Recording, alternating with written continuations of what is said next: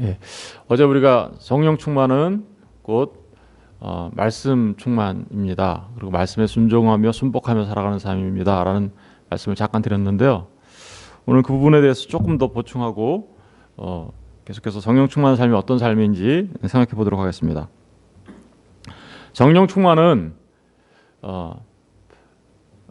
이렇게 우리가 추상적으로 어떻게 하는 게 성령 충만이야 이런 그래서 막연한 생각을 갖고 생각하는 사람들이 참 많은데 우리가 분명히 알아야 할 것은 성령 충만은 그렇게 추상적인 게 아닙니다. 성령 충만은 분명히 말씀드리지만 말씀 충만의 삶이에요. 그래서 그 말씀에 따라서 살아가는 삶을 말하는 거예요. 굉장히 우리 삶 속에 현실적으로 나타나는 삶들이에요. 성령 충만이 말씀 충만이라는 것을 우리 조금 더 하나만 더 생각해 보겠습니다.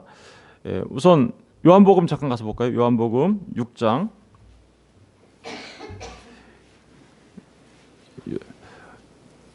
요한복음 6장 63절을 보겠습니다.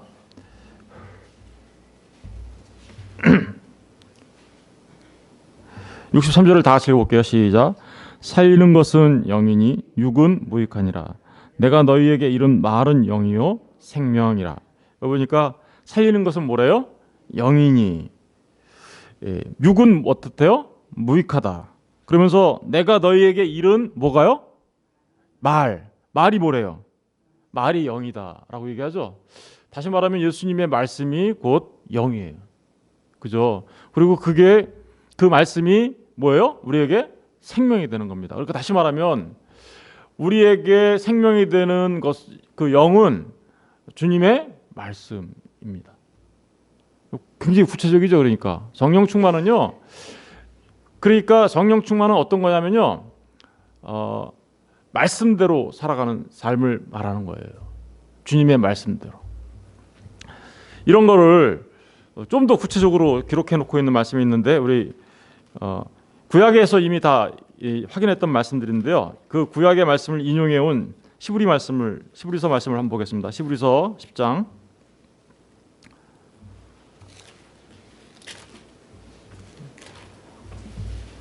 시브리서 10장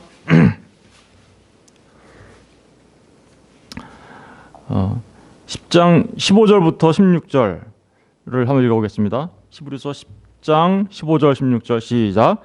또한 성령이 우리에게 증언하시되 주께서 이르시되 그날 그 후로는 그들과 맺을 언약이 이것이라 하시고 내 법을 그들의 마음에 두고 그들의 생각에 기록하리라 하신 후에, 여기 보니까 성령이 우리에게 증언하셨다라고 얘기하죠. 그런데 뭐라고 증언하셨어요? 주께서 이르시되. 주님이 하신 말씀을 지금 증언했다고 얘기하네요. 성령님이. 그러니까 성령님이 우리 안에 들어오시면요, 주님의 말씀을 증언해요. 우리 안에서. 그죠? 근데 그날 후로는 무슨 뜻일까요? 성령님이 오신 이후로는, 그죠? 지금 성령님이 이미 오셨어요. 그죠? 이후로는 그들과 맺을 언약이 이것이라 하시고, 그 언약이 맺어졌대. 근데 무슨 언약일까요? 이거는 새 언약이라고 하죠. 우리가 이 말씀은 예레미야 선지자가 했던 말씀이에요. 사실은 예레미야 선지자 예레미야서 31장 31절 거기 기억이라고 돼 있죠. 기억을 따라가 보면 뭐라고 돼 있어요? 예레미야 31장 33절 이하 이렇게 기록돼 있잖아요. 그죠? 예레미야 선지자가 하신 말씀을 지금 시브리서 기자가 이렇게 인용해서 말씀하고 있는데, 그 언약이 이것이라 하시고 내 법이 뭐예요? 하나님의 말씀이거든요. 내 법을 어디에다 새긴대요? 그들의 마음에 두고. 그러니까 하나님의 말씀이 우리의 마음에 들어온 것을 뭘로 표현하고 있는 거예요? 성령 세례 받은 걸로 표현하고 있는 거죠. 그러니까. 그리고 두고 그들의 생각에 어떻게요? 기록하리라. 그러니까 성령 세례를 받으면요, 우리 안에 하나님의 말씀이 새겨진 거예요. 우리 마음 속에. 원래는 어디에 있었어요? 그게 돌판에 있었던 거예요. 십계명, 그죠? 모세가 받았던 돌판. 그런데 그게 우리 몸 밖에 있었죠. 그러니까 맨날 그 옛날 언약은 사람들이 계속 어기고 살아요. 그런데 이제 성령님이 들어오면 우리를 어디 가운데로 인도해 가신다라는 거예요. 그 말씀을 두어서 그 말씀대로 살아갈 수 있도록 하시겠다라는 말이 성령 세례를 받은 자의 삶 속에서 나타나는 거죠. 그런데 그것이 이제 우리의 삶 속에서 확실하게 드러나면 그걸 갖다 뭐라 그래요? 성령 충만한 삶이라고 한다고요. 그거를. 그러니까 예수 그리스도의 말씀이 없고 말씀 대신 예수 그리스도가 없는 성령, 그것은 이상한 거예요. 오늘날 제가 어제도 말씀드렸지만 성령 운동을 한다고 하면서 성령에 대해서 뭐 신비한 것들을 막 얘기는 하는데 정작 예수는 없고 정작 말씀에 따라 살아가는 그 순복의 삶, 순종의 삶이 없다면 그거 이상한 거예요. 그거 잘못된 거예요. 예. 우리는 이렇게 성령에 대해서 얘기를 하는데 예수가 없고 말씀이 없으면 우리는 그걸 갖다가 신비주의라고 해요. 우리가 믿는 신앙은 신비한 겁니다. 그죠? 참 신비하죠. 왜냐하면 하나님이 사람이 되셨다라는 것 자체가 벌써 신비한 거예요. 그리고 우리 안에 성령님이 들어와서도 영원토록 내주하신다라는 것 자체가 얼마나 놀랍고 신비한 일입니까? 하나님이세요, 성령님은요. 근데 그분이 우리 안에 들어와서 영원히 내주하신다라는 게 얼마나 신비한 일이에요. 분명히 성령 세례는 신비한 일이고 성령 충만은 신비한 삶을 말하는 거예요. 그러나 예수가 없고 말씀이 없는 성령을 말한다면 그건 신비주의, 잘못된 것으로 들어가는 것이죠. 예. 오늘날 수많은 사람들이 성령 운동을 얘기하면서도 예수가 사라지고요, 말씀이 사라지고요, 그냥 그저 어떤 신비스러운 현상들에만 집착을 한다면 그것은 바른 신앙이라 말하기가 어렵습니다. 성령 충만은 한마디로 말하면 말씀 충만의 삶인 것을 우리에게 보여주고 있고, 다시 말하면 그 말씀이신 예수의 삶을 따라가는 것이 바로 성령 충만한 삶이라는 것을 우리에게 분명하게 말씀들이 이야기하고 있는 것이죠. 성령 충만의 삶을 한마디로 얘기하면요, 이렇게 얘기할 수 있어요. 성령 세례받은 그 삶이 분명하게 삶 속에 나타나는 것. 그러면 성령 세례라는 말 속에서 우리가 세례라는 말에 좀 집중해야 돼요. 세례라는 말이 무슨 뜻인가요? 원래 물로 세례를 받을 때는 어때요? 물속에 우리가 확 잠겼다가 올라오는 거죠. 그러니까 이거 물속에 잠겼다 올라온다는 건 무슨 뜻이에요? 내가 죽었다가 다시 산다. 그죠? 이 얘기는 무슨 얘기냐면 죽음과 삶을 동시에 얘기하는 게 뭐예요? 세례를 말하는 거잖아요. 그럼 성령 세례라는 건 뭐예요? 성령에 내가 잠겼다가 다시 나오는 거죠. 그러면 내가 잠겼다라는 건 나의 죽음을 말하는 거고, 내가 다시 올라온다는 건 뭐예요? 나의 생명으로서의 삶을 말하는 거죠. 이 두 가지 측면, 다시 말하면 죽고 사는, 내가 죽고 다시 사는 이게 우리의 삶 속에서 분명하게 드러나면 그걸 성령 충만이라고 해요. 뭐가 죽어야 될까요? 내 자아가 죽어야 되는 거죠. 나의 옛사람이 죽어야 되는 거죠. 나의 육체가 죽어야 되는 거죠. 그리고 내가 뭘로 살아나야 되는 걸까요? 이 말씀 대신 예수로 다시 살아나는 거죠. 새 사람으로. 이걸 성령 충만이라고 하는 거예요. 나의 죽음이 있어야 되는 거죠. 나의 죽음, 나의 옛 생각, 나의 옛 모습, 나의 더럽고 추했던 그 육체의 모습, 이런 것들은 다 죽어지고 점점 죽어지고 날마다 죽고, 그죠? 그리고 날마다 예수로 사는 삶, 이걸 성령 충만. 세례라는 말 자체가 그런 말이에요. 성령 세례라는 말 자체가. 우리 로마서 8장 가서 볼게요. 로마서 8장. 로마서 8장.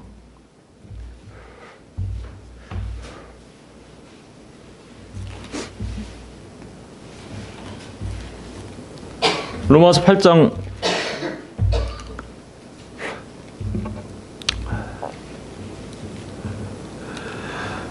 로마서 8장에 보면요, 4절부터 볼게요. 육신을 따르지 않고 그 영을 따라 행하는 우리에게, 육신을 따르지 않고 뭘 따라요? 영을 따라 행하는 우리에게. 이게 뭐예요? 성령 충만한 삶을 단적으로 얘기한 거예요. 율법의 요구가 이루어지게 하려 하심이라. 육신을 따르는 자는 육신의 일을, 영을 따르는 자는 뭐를 생각해요? 영의 일을 생각하나니 육신의 생각은 사망이요 영의 생각은 생명과 평안이니라. 육신의 생각은 하나님과 원수가 되나니, 그러니까 하나님과 원수되는 육신의 생각은 어떻게 해야 돼요? 그러니까 죽어야 되겠죠. 이는 하나님의 법에 굴복하지 아니할 뿐 아니라 할 수도 없습니다. 육신에 있는 자들은 하나님을 기쁘시게 할 수 없느니라. 만일 너희 속에 하나님의 영이 거하시면, 너희 속에 하나님의 영이 거하시면, 이게 무슨 얘기예요? 너희가 성령 세례 받았으면, 이런 뜻이죠. 성령 세례 받았으면 너희가 육신에 있지 않고, 그죠? 하나님을 기쁘시게 하지 않는 육신에 있지 않고, 그러니까 어떻게 한다는 거예요? 이제 우리가 성령 세례 받으면 육신에 있지 않고 영에 있으니 하나님을 기쁘시게 하는 삶을 살겠죠. 요걸 성령 충만한 삶이라고 한다고요. 그런데 영에 있나니 누구든지 그리스도의 영이 없으면 그리스도의 사람이 아니라, 또 그리스도께서 너희 안에 계시면, 성령 받은 걸 갖다가 우리 안에 뭐라고, 누가 계신 거라고 얘기해요 지금. 그리스도의 영이 들어오면은 우리 안에 누가 있다고요? 그리스도께서 너희 안에 계시면, 너희가 성령 세례 받았으면, 그래서 그리스도가 너희 안에 있으면, 이런 말이잖아요 이게. 그죠? 몸은 죄로 말미암아 죽은 것이나 영은 의로 말미암아 살아있는 것이다. 예수를 죽은 자 가운데서 살리신 이의 영이 너희 안에 거하시면, 그리스도 예수를 죽은 자 가운데서 살리신 이가 너희 안에 거하시는 그의 영으로 말미암아 너희 죽은 몸도 살리시리라. 이건 이제 우리의 부활을 말하는 거죠. 우리 안에 성령이 있어야 우리가 나중에 주님처럼 부활하는 거예요. 그런데 12절 보세요. 그러므로 형제들아, 우리가 빚진 자로 돼 육신에게 져서 육신대로 살 것이 아니니라. 육신에게 져서 육신대로 살 것이 아니다. 이게 뭐예요? 세례에 의해서 내가 죽어버리는 거 말하는 거죠. 네, 죽어버리는 거고요. 13절, 너희가 육신대로 살면 반드시 죽을 것이로되 영으로서 몸의 행실을 죽이면, 성령으로 우리의 몸의 행실을 죽여버리면, 그러면 어떻게 된다는 거예요? 살린다, 산다. 무릇 하나님의 영으로 인도함을 받는 사람은 곧 하나님의 아들이라. 그러니까 하나님의 영으로 인도함을 받는 사람들은 어떤 사람이에요? 육이 죽고, 그죠? 예수로 사는 것. 이거 한마디로 얘기하면 그거예요. 이 지금까지 읽은 로마서 전체 말을 한마디로 딱 요약하면, 내 옛자, 옛사람, 그건 성령 안에서 어떻게요? 죽어버리고, 그렇죠? 죽어버리고, 그리고 어떻게요? 누구로 살아나는 거예요? 한마디로 얘기하면 예수로 다시 사는 거예요. 예수로. 다시 말하면 말씀 대신 예수의 모습으로 내가 새 사람으로 나와 사는 것.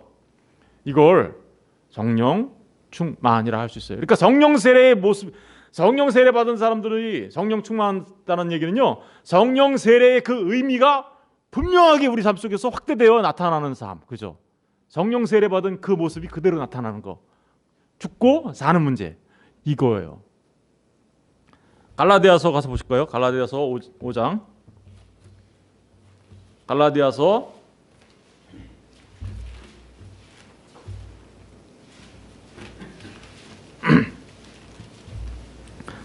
5장 볼게요.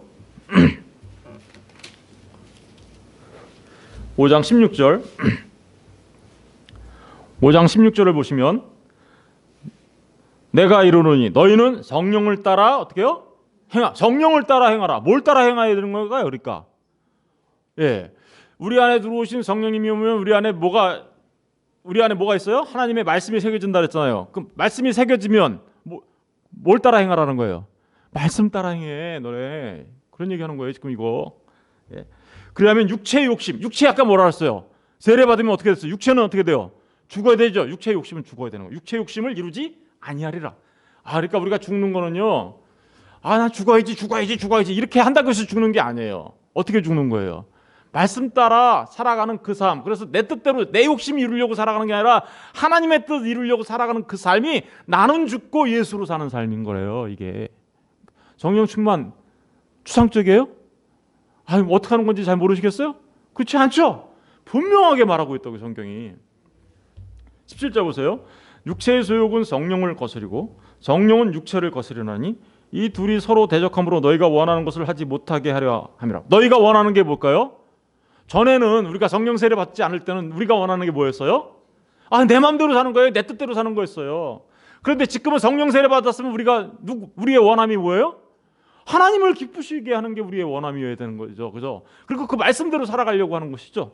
그런데 육체의 소욕이 우리를 자꾸만 나의 육체의 소욕, 육체의 욕망을 따라 살아가는 그 삶을 살면 어떻게 된다는 거예요? 그러니까 성령을 거스르게 되는 삶이에요. 진짜 원함대로 사는 게 아니죠. 그렇게 되면 이제 내 안에 육체로 살아가는 것 자체는요, 그래서 우리에게 기쁨을 줄 수가 없는 거예요. 불안을 조장하고요, 기쁨이 사라지게 되고요, 예, 그렇게 되는 거죠. 그런데 정말 말씀대로 살아갈 때 우리 안에 뭐가 있게 되는 거예요? 진짜 마음에 평안이 오게 되는 거죠. 말씀대로. 그게요, 내 육체를 쳐서 내 육을 죽여야 되니까 힘들고 어려운 건 분명해요. 그런데 성령을 따라서 내 육체를 죽일 때 진짜 평안이 오는 거죠. 예. 이런 얘기 지금 하고 있는 거예요. 성령 충만한 삶. 계속해서 볼게요. 18절. 너희가 만일 성령의 인도하시는 바가 되면 율법 아래 있지 아니하리라. 그러면서 육체의 일은 뭐예요?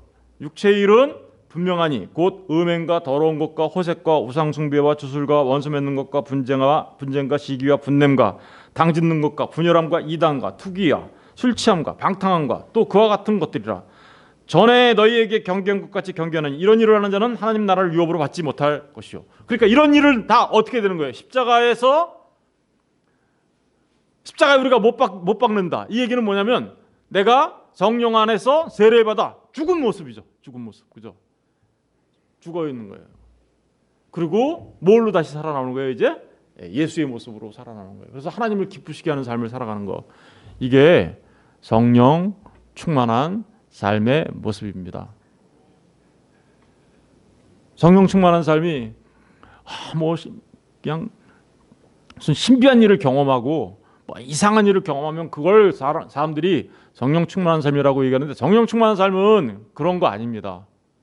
분명하게 말씀드리지만 성령 충만한 삶은 나의 육이 죽고 내가 하나님의 말씀대로 예수의 모습으로 살아가는 그 삶, 그걸 말하는 거죠. 우리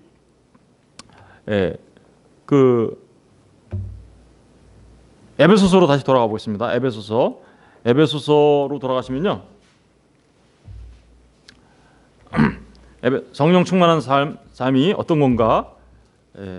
성령 충만이 에베소서 우리 3장 어제 봤죠? 어제 3장 사도 바울의 성령 충만한 삶의 모습을 위해서 사도 바울이 하는 기도의 모습을 우리가 살펴봤어요. 그러고 나서 성령 충만한 3장 16절 보세요. 16절부터 이제 어제 19절까지 우리가 공부했죠. 그런데 16절에 보면 성령으로 말미암아, 그래서 19절에 보니까 충만하게 되기를 이렇게 하면서 기도했잖아요. 그러니까 이거 한마디로 얘기하면 뭐예요?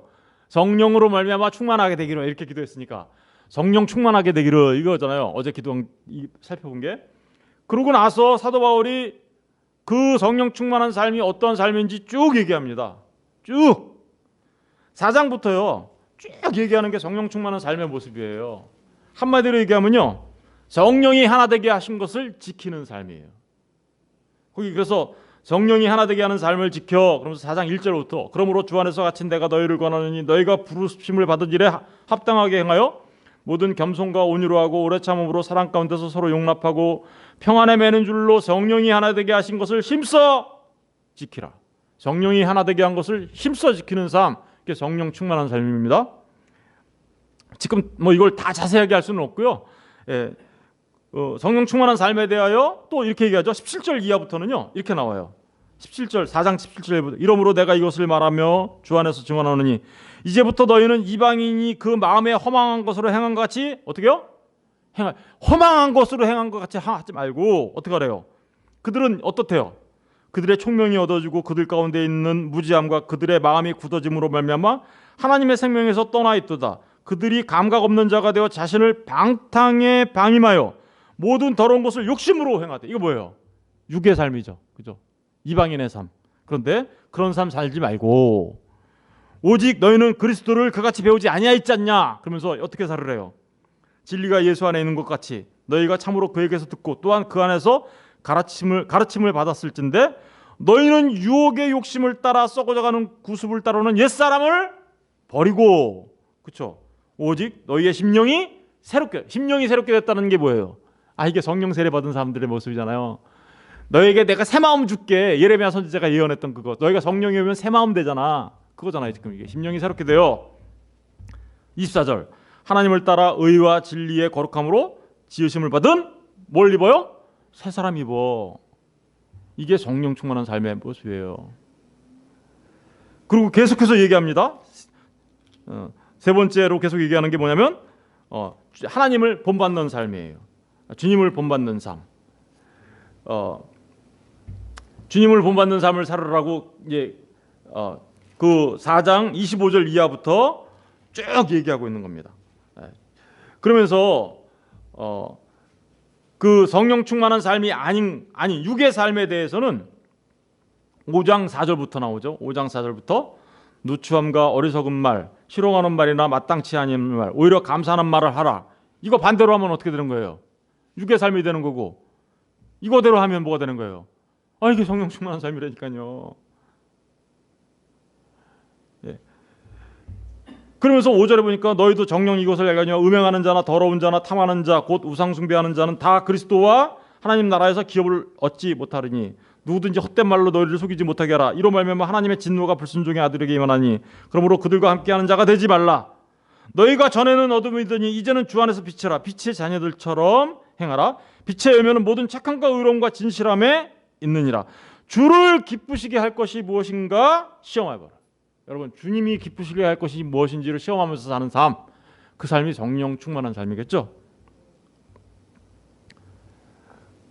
그런데 이런 삶은 그냥 주어지는 건 아니에요. 이런 삶은 그냥 주어지는 게 아니라 우리의 어떤 활동을 통해서 이루어집니다.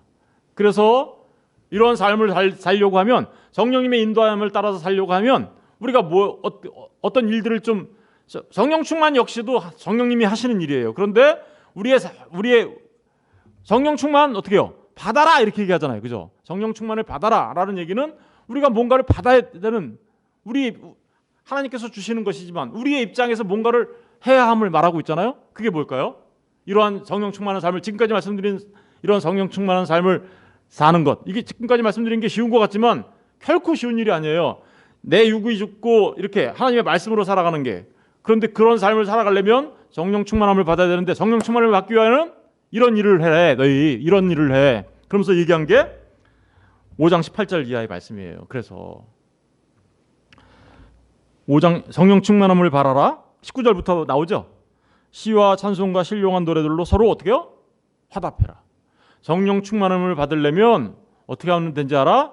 시와 찬송과 신령한 노래들로 서로 화답해야 돼.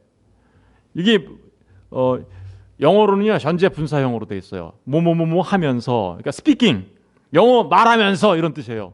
스피킹 to one another, 서로 말해라.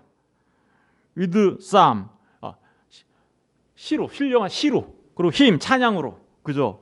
and songs of from the spirit, 그러니까 영혼의, 성령의 노래들로. 그러니까 이거 뭐 하는 거예요? 서로 은혜 받은 것들을 서로 얘기하고, 그죠? 서로 우리가 받은 그 복음을 이야기하고, 그죠? 하나님을 어떻게 해요? 높여 찬양하고. 이거 한마디로 얘기하면 뭐예요? 이게 예배자의 삶이죠. 예배자의 삶을 살아갈 때 성령 충만한 삶을 살 수 있는 거야. 성령 충만한 삶을 살 수 있는 거는 예배자로서 하나님 앞에 서는 거야 라는 말을 지금 하고 있는 거죠. 그리고 또 어떻게 해요? 계속해서 보면 너희 마음으로 주께 어떻게 해요? 노래하며 찬송하며. 찬양하는 거 말하는 거죠. 근데 이게 찬양은 우리가 부르는 입술의 찬양만을 말하는 게 아니에요. 이건 진짜 우리의 삶을 말하는 거예요. 근데 입술의 찬양도 찬양이죠. 근데 입술의 찬양도 잘 불러야 돼요. 요즘에는요, 이 사단이 찬양을 갖고 우리를 속여요. 찬양 가사가 막 나오면 그게 하나님의 말씀인 줄 알아요, 사람들이. 그런데요, 그 가사가 비성경적인 게 굉장히 많다라는 사실을 우리가 알아야 합니다. 찬양에 하나님의 말씀도 거짓말로 속여서 우리를 속이려고 하는데, 찬양 가사, 수많은 사람들이 찬양을 만든다고 하면 찬양 가사 쓰는데 그게 바른 가사가 전부 다 보장이 되는 걸까요? 아니겠죠. 그 찬양 때문에요, 하나님의 말씀을 잘못 오해하는 경우가 굉장히 많아요. 이미 성령 오셨어요, 안 오셨어요? 근데 뭘 또 하늘 가르고 오래. 이미 성령님 오셨죠, 오순절날. 근데 뭘 하늘 가르고 또 오라 그래요. 그럼 오순절날 또 있으라고? 그럼 예수님 십자가에 한번 더 죽으시라고? 그건 말도 안 되는, 그게 맞는 것 같은데 알고 보니까 틀린 말이네 이게 보니까. 그죠? 이런 것들을 우리가 잘 구분할 수 있어야 되는 거예요. 찬양이라고 해서 무조건 전부 다 옳은 거 아닙니다. 진짜 우리가 찬양을 부를 때도요, 이게 정말 하나님의 말씀에 맞는 건지 구분할 수 있는 분별력을 우리가 가지고 있어야 되는 거예요. 성령 충만한 삶은 바로 그렇게 분별력이 없으면요, 그냥 막 부르면서 아이고 성령 하나님의 말씀과 정반대의 노래들을 막 신나게 부르고 있어요. 그래서 제가 우리 찬양 인도하는 사람들한테도 가사를 잘 보고 골라야 합니다라고 제가 얘기를 해요. 왜냐하면 너무나 중요하니까. 왜냐하면 무의식 중에 찬양을 부르면서 잘못된 걸 부르면서 그게 옳은 줄 알고 가니까. 제가 옛날에 좋아했던 찬양가 오 나의 자비로운 주여, 되게 굉장히 좋아했었어요. 근데 이 찬양도 문제가 있는 거구나라는 생각을 했어요. 왜요? 예수 지금 오셔서. 예수가 지금 오셨어요? 예수님은 제가 저를 맨 처음에 만날 때 이미 오셨어요. 뭘 지금 와? 그게 아니고 예수 지금 오셨으니 오신 주님이 나를 다스려 주소서라는 찬양을 부르면 괜찮은데 아직도 안 왔다라고 부르고 있는 거잖아요. 그러니까 이게 아무런 생각이 없으면 그게 맞는 줄 알아. 그렇죠? 그래서 우리가 찬양을 부를 때도 잘 선별을 해서 불러야 되는 거예요. 하나님의 말씀에 바르게 맞는 거. 그래서 그러다 보니까 요새는 잘 구분하기 힘드니까 어떤 사람들은 또 이렇게 얘기하는 사람도 있어요. 그러면 우리 목사님 시편에 나와 있는 거 그걸로 찬양 만들어서 부릅시다. 시편은 전부 다 하나님의 말씀이니까. 여러분 시편만 막 부르면 또 맞을까요? 그것도 또 문제가 있는 거예요. 왜냐면요, 시편에는요 복음이 분명하게 그죠? 아직까지 예수님도 안 오신 때였고, 그죠? 그리고 또 뭐였어요? 성령님이 우리에게 오셔서 우리에게 이렇게 분명하게 깨우쳐주는 그 일이 있기 전에, 물론 그 시편을 쓴 사람들도 다 성령의 감동에 받아서 쓴 거지만 구원의 계시가 분명하게 지금보다는 덜 분명하게 드러난 때에 한 거죠. 그러니까 그것만 부르는 것도 사실은, 물론 그게 부르는 게 좋아요. 그런데 그것만 부르는 것도 아니에요. 오늘날 우리가 구원받은 하나님의 백성들이 진짜 찬양을 불러서 만드는 그 찬양이 좋아요. 그런데 찬양도 가사를 잘 생각하면서 부르셔야 된다고요. 무슨 얘기인지 아시겠죠? 제가 성령 충만 얘기하면서 이런 얘기가 좀 나왔으니까 잠깐 말씀드린 거예요. 가사가요 틀린 게 너무나 많아요.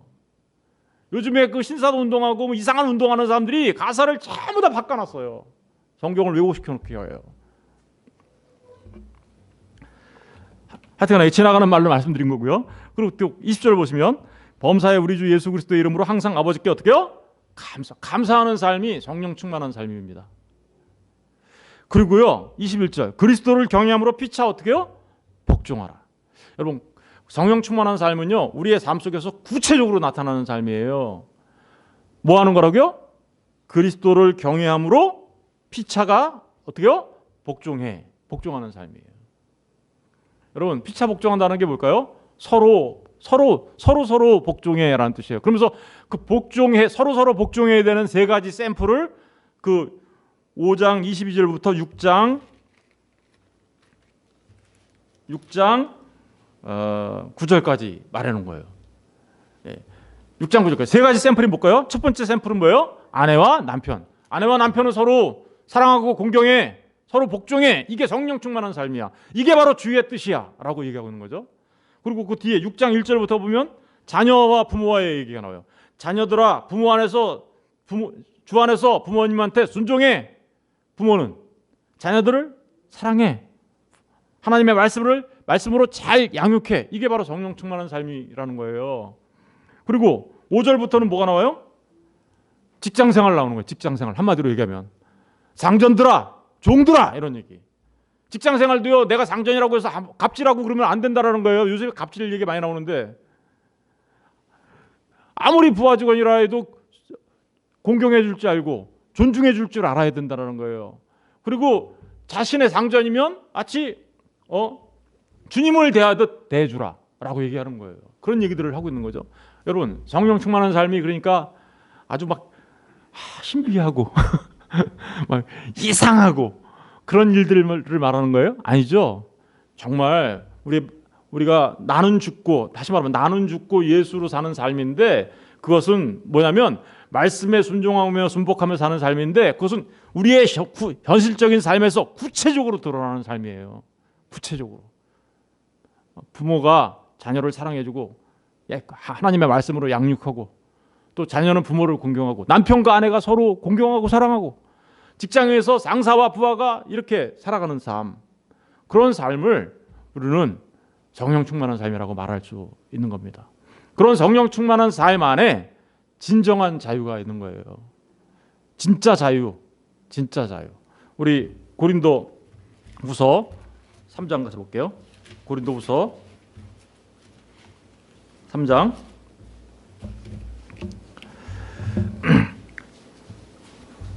고린도후서 3장 2절 이제 말씀을 마치겠습니다. 3장 2절 잠깐 보시면 너희는 우리의 뭐예요? 편지라.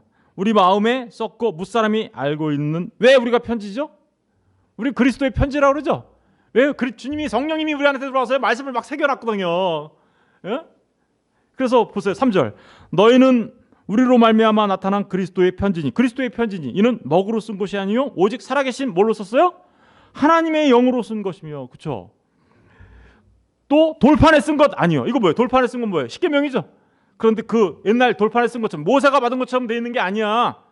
지금은 오직 육의 마음은 마음판에 어떻게 해요? 우리 마음판에 썼다고요.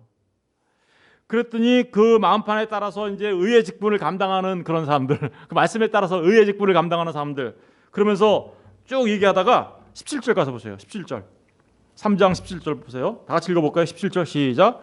주는 영이시니 주의 영이 계신 곳에서는 자유가 있네. 어떻게 주님이 또 성령이라고 얘기하나요? 이거 무슨 얘기인지 어저께 제가 말씀드렸죠? 살려주는 영. 그러니까 주님이 계신 곳에, 주의 영이 계신 곳에 뭐가 있다고요? 참 자유가 돼요. 그러니까 오늘 그런 찬양이 있더라고요. 주의 영이 계신 곳에 참 자유가 있다네. 이런 찬양은 정확하게 말하고 있는 거죠. 그러니까 찬양도요 아무거나 부르면 안 되고 이렇게 정확하게 말하는 찬양들 불러야 되고요. 그러면서 우리가 성령 충만한 삶을 살 때 주의 영이 계신 곳에 참 자유가 있으니 우리가 진짜 성령 충만한 삶을 살아갈 때 주께서 진리가 우리를 자유케 하신 그 자유를 우리가 이 땅에서 마음껏 누리며 살아갈 수 있는 것입니다.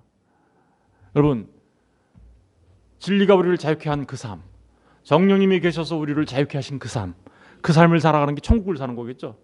그런 천국을 살던 사람이 마침내 천국에 들어가는 거지, 그렇지 않은 사람은 천국 백성이라고 말하기가 어려운 거죠.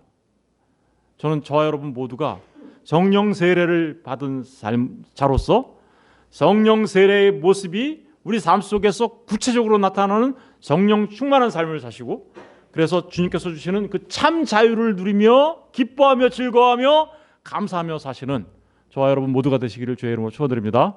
기도하겠습니다.